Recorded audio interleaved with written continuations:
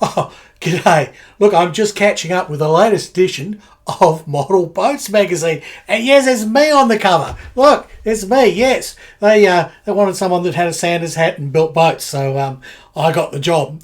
There's actually an interview in there as well, so if there's a shop near you, a newsagent, pop in and see if they've got the latest edition of Model Boats, and I'm on it, and there's a 6-page interview in there. You can find out all about me. Plus, it's got photos of Bask the Cat, so it's well worth the money, yes.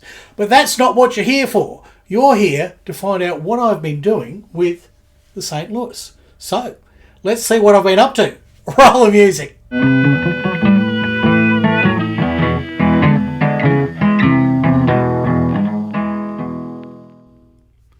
Let me show you what I've been up to for the last few months in between videos, because I have been slowly working this. Plus, the repairs that I've had to make since moving house. Well, some of them were mine. I I had stupidly, fumbly done them. Others were things that I knew needed correcting. So let's just go through a few things. This is just a dry fit, so we'll remove a few things so I can show you more detail.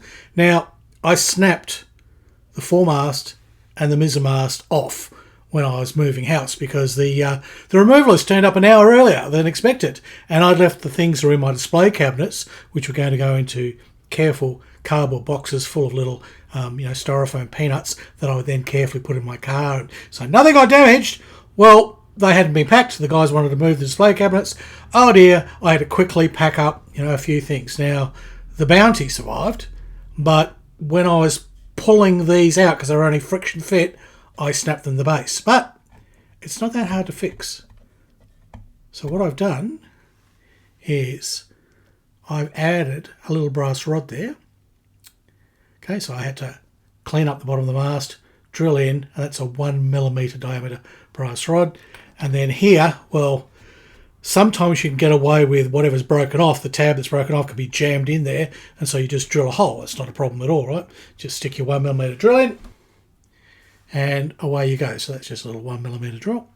Okay, and that goes in there. Away you go. But the when I started to do that, the little tab fell all the way through. So it's surprising because I thought there was a little encasement, a little plastic cup under there.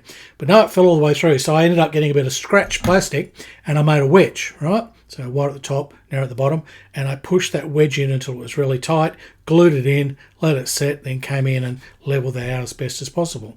So now they mate up perfectly. So if I line that up, because I've been bending it to get the angle right, in it goes.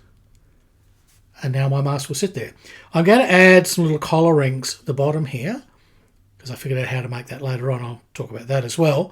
And they'll cover up any sort of glue and the looseness of the joint. And they also, well, ships kind of have things like that. So anyhow, mine will. So that'll be that. So that's dry fit. The mizzenmast, yep, same thing there. I'd snapped that one off.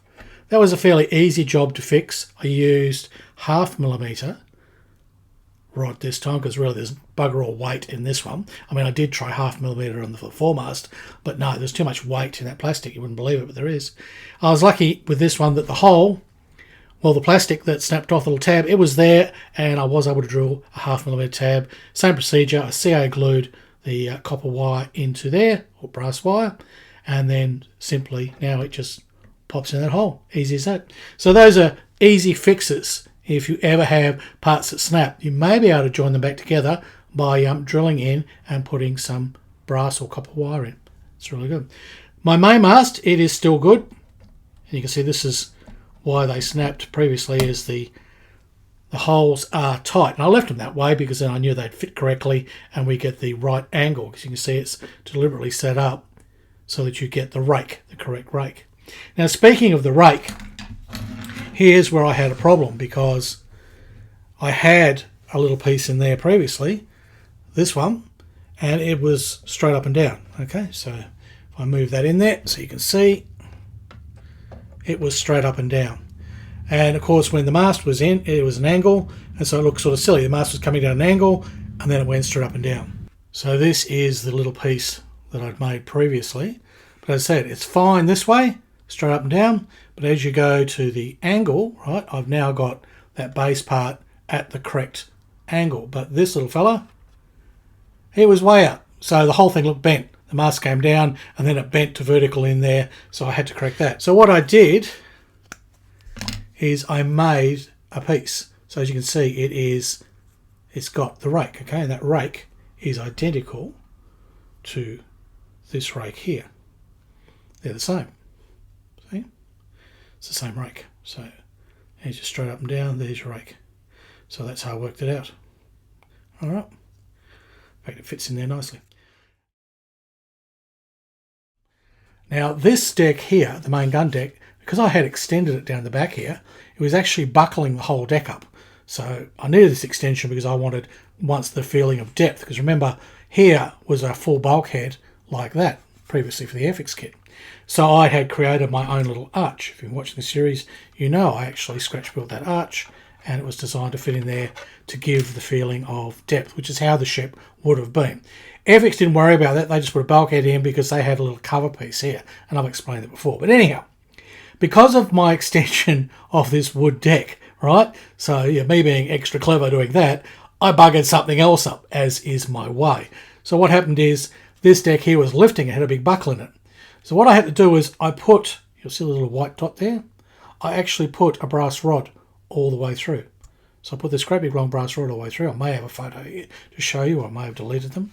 And that held it down, and I glued it in, and I left it to glue in for the move. So that was done just before the move. That was left. Now, that then compounded another problem. So yes, I finally got my deck level. What happened is it drew in the sides here, and in the move, and with my little custom piece that I had made, which fitted perfectly before I had done all this, you know, tolerance pulling and pushing and rodding, basically before I had rodded my model, yep, that tucked in. So this was under pressure, and this was a little piece here that I'd cast previously, right? This little fleur-de-lis, right? I'd cast that because there wasn't one there. It had broken off when I'd received the kit. So that little cast piece snapped off. So that was loose and lying around. I also lost this one here, but you'll see I've actually remade that one. I used this one, which I found, and I cast the top of it. There'll be some pics here. And same method I've used back in part 3 of this build. Same method, same thing. I cast a little bit, put that on there. I haven't painted it yet. So anyhow, let me put this down. It's probably Wobble City. So my little bespoke piece here that I had made, it goes that way, does it? No, it goes that way. I know it's got some bumpy out bits. My little bespoke piece, when I tried to put it in, even before I glued back in that, I realised it was just wrong. I had to shave it down and cut it about, and I had to completely readjust this piece because it was oversized. And I actually started trimming off this side, and then I ended up perilously close to that little window, and I thought, well, that can't be right. And I had a lot of plastic on this side, so I went, hang on. So I ended up sanding this side, as you do, so it fitted to that, and then I added and shimmed, and there was a general rooting around to get this together, but liquor paint on that now, and it fits in perfectly. So it now fits behind there and in there, absolutely mates up better than it ever did before. You probably can't see, but I can. There's literally less than a 1/4 millimeter gap. A bit of paint, a little bit of white glue, not a problem. So that was another little project I did, and that's something I'm going to paint shortly. Now, what else? Well, little things fell off, and I had to, I did have to fill those holes up. But that's kind of about it, I suppose. Oh, I did lose a this little cannon port lid here. Came loose, it snapped loose. Thank goodness they have the little bits of string. Have you watched that video? It was one of the last videos I did, where I actually put in the little ropes that pull up the cannon port lids, right? So because I had that in there, it didn't disappear and get lost, get eaten by the carpet monster. No, the little bit of string held it in place, so it was just a matter of re-gluing that back in. But apart from that, all those cannons survived. They're in shape. Everything else was fine. Nothing else really sort of broke. Just those 2 fleur-de-lis, which I have put that one back in, and I've recast that one. So that's all looking quite good. But what I haven't done, and what needs to be done, are all the cannon port lids and putting the cannons in on this side. So that's going to be something hopefully I'll get done in this video. Certainly going to get all these parts repainted. I also think I need to paint up the mast bottoms. They're kind of dried all a bit splotchy after they've been sitting for a while. So I'm going to get another lick of paint on those. Cannons are all in here. I've got a whole little receptacle of cannons there. And I've also got the ones that Craig printed for me. So I may use those for the minor armament because they fit a lot better on these top decks, which do not have enough room for the actual Airfix cannons to fit in unless I actually file the wheels right off them. So we'll look at that. And I've got the cannon barrels for that port side. They've got to go in, and cannon port lids. So there's quite a few things to do just to get it looking on this side as good as that side. So first thing first, let's get painting.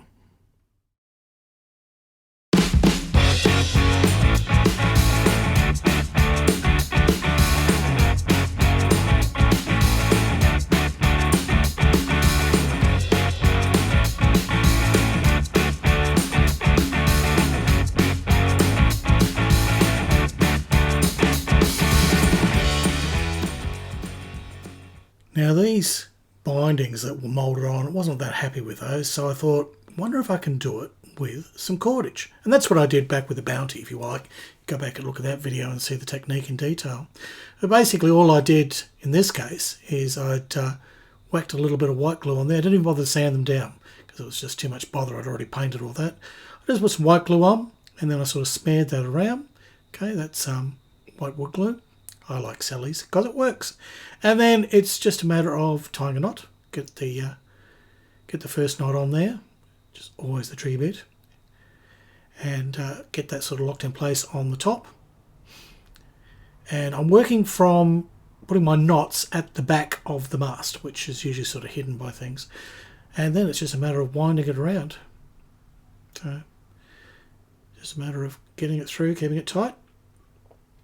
It's a fairly easy thing to do, but I think using actual cotton to look like rope looks so much better than the plastic bits. The plastic parts have got little mould seams in them that I could never ever sort of cut out. You can sort of see them there.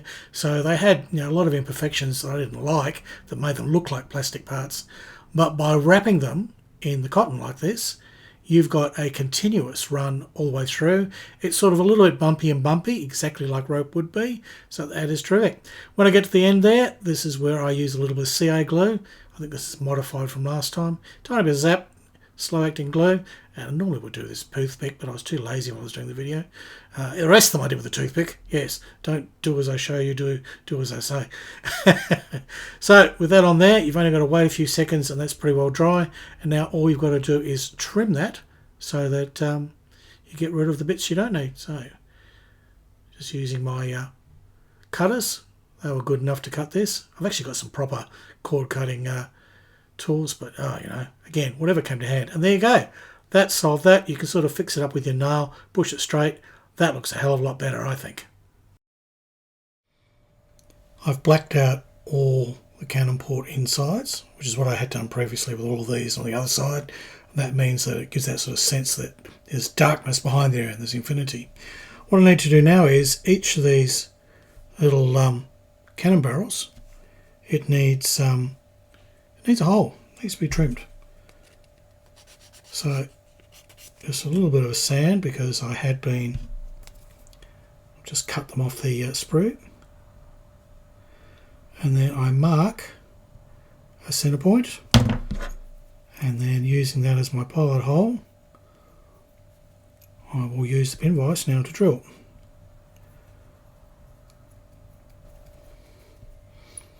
It just takes some patience. You don't need that deep a hole. Again, you just want the illusion of depth.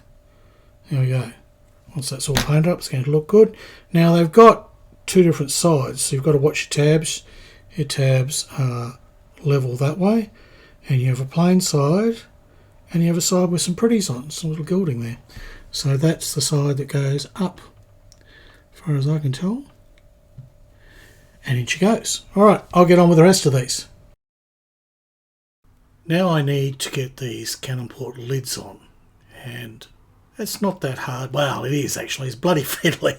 Now, what I do here is I use white glue and I put it on that cordage.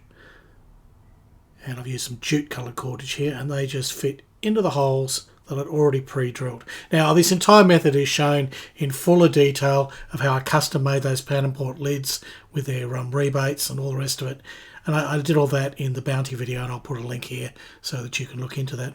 But basically, it's just a very simple procedure of gluing those in.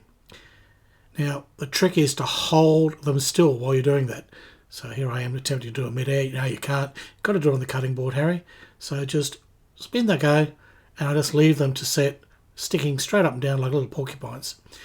And once they are set, then I can sort of fold them over, bend them in, and then I'll do the second part, which is they actually go into the hull. And I've already pre-drilled holes in the hull for them to go in.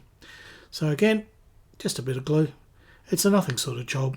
It's kind of relaxing, as long as you work down on your mobby bench. Don't try to do it mid-air and, you know, glue all over your fingers. Yeah, that was done. Okay, those three out the way. We should move on and get this done.